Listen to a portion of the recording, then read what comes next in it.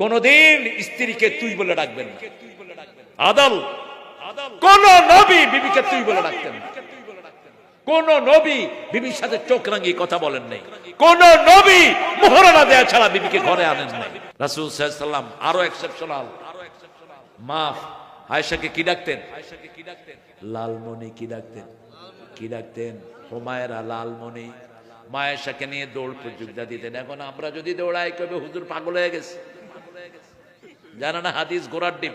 মা সাফিয়া ওটা ওঠা পছন্দ করতেন। তিরমিজির হাওলা বিশ্বনবী এভাবে হাত পাততেন, ওখানে পা দিয়ে মা আয়েশা ওটার উপরে উঠতেন, রাসূল সেই ওটের রশি ধরে টানতেন। বিবিদেরকে কি অধিকার তিনি দিয়েছেন? বিবিরা বলতো কোনদিন আগে রাসূল খান নেই। একসাথে বসতাম, আমাদের মুখে লোকমা তুলে দিতেন, তারপরে তিনি খেতেন। রাহমাতাল লিল আলামিন।